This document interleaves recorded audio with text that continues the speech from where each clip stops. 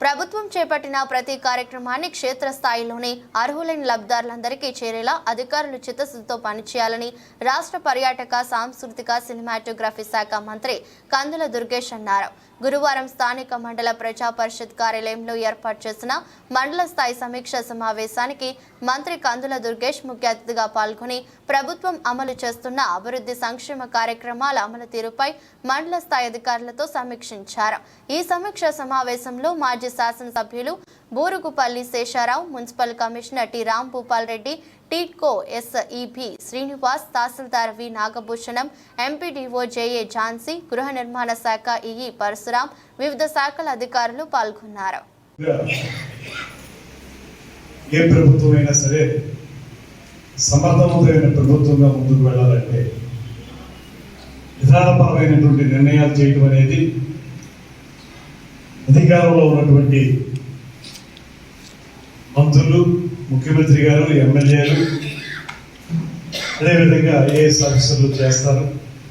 ఆ విధానపరమైనటువంటి నిర్ణయాల్ని క్షేత్రస్థాయిలోకి తీసుకువెళ్ళి వాటిని అమలు చేయాల్సినటువంటి బాధ్యత ఎగ్జిక్యూటివ్స్ అయినటువంటి మీ మీద ఉంటుంది. ఏ పని చేయాలన్నా ఆలోచన ఎంత బాగున్నా ఆ ఆలోచన సక్రమంగా ప్రజలకు చేరువ కావాలంటే మాత్రం 100% మీ యొక్క పనితీరు, దానికి తోడు మా యొక్క చిత్తశుద్ధి, పొలిటికల్ విల్ అంటారు, రాజకీయ చిత్తశుద్ధి, అది ఒక పక్కన ఉండాలి. మరో పక్కన దానికి అనుగుణంగా పనిచేయగలిగేటువంటి సమర్థవంతమైనటువంటి టీం ఉండాలి. సరే, రాష్ట్రం మొత్తం ఒక ఎత్తు అయితే మనం ఇక్కడ ఆలోచించవలసింది మన నియోజకవర్గంలో కూడా ఇక్కడికి వచ్చేటప్పటికి నిడదవోలు రూరల్ మండలం. దీని వరకు చూసుకుంటే మనందరం కూడా కలిసిమెలిసి పనిచేయాల్సినటువంటి అవసరం ఉంది. ప్రభుత్వానికి మంచి పేరు తీసుకురావాల్సిన అవసరం ఉంది. ప్రభుత్వానికి మంచి పేరు తీసుకురావడం అంటే ప్రజలకి మనం అందుబాటులో ఉండటం, లేకపోతే ప్రజలకి సహకారంగా మనం ఉండటం ద్వారా మాత్రమే ప్రభుత్వానికి మంచి పేరు తీసుకురాగలుగుతాం. దీనికి వేరే షార్ట్ కట్ ఏమీ లేదు. ప్రజలకి మంచి చేయడం, ఎవరి కోసం అయితే కార్యక్రమాలు నిర్దేశించబడ్డాయో ఆ కార్యక్రమాల తాలూకు లబ్ధిదారులకి వాటిని చేరవేయడం ద్వారా మాత్రమే మనం మంచి పేరు తెచ్చుకోగలుగుతాం అనేటువంటి మాట నమ్మండి. ఇవాళ ప్రభుత్వాలు మారుతూ ఉంటాయి, అది మీకు సంబంధం లేనటువంటి అంశం. గవర్నమెంట్ అనేది ఇట్స్ ఏ కంటిన్యూస్ ప్రాసెస్. పార్టీలు వేరు, రాజకీయాలు వేరు, ప్రభుత్వాలు వేరు. ప్రభుత్వాలు అనేవి ఒక నిరంతర ప్రక్రియ. ఒక ప్రభుత్వంలో తీసుకున్నటువంటి నిర్ణయం తర్వాత కూడా కొనసాగేటువంటి అవకాశం ఉంటుంది. రాజకీయంగా భేదాభిప్రాయాలు ఉన్నప్పటికీ కూడా దానికి ఇవాళ ఒక ప్రత్యక్ష ఉదాహరణ ఏంటంటే,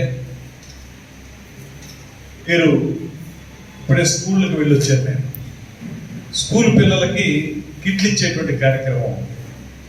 ఆ కార్యక్రమంలో వైఎస్ఆర్ కాంగ్రెస్ ప్రభుత్వం చేసినటువంటి కార్యక్రమాన్ని ఇప్పుడు మళ్ళీ అదే కిట్లు స్కూళ్ళు రీఓపెన్ అయినాయి కనుక విద్యార్థులందరికీ ఆ కిట్లు ఇచ్చే విషయంలో వారు ఏదైతే కిట్లు ఇచ్చారో వాటిని కంటిన్యూ చేయాలనేటువంటి మాటతోటి ఇవాళ ఉన్నటువంటి విద్యాశాఖ మంత్రి నారా లోకేష్ గారు ప్రత్యేకంగా నిర్ణయం తీసుకున్నారు.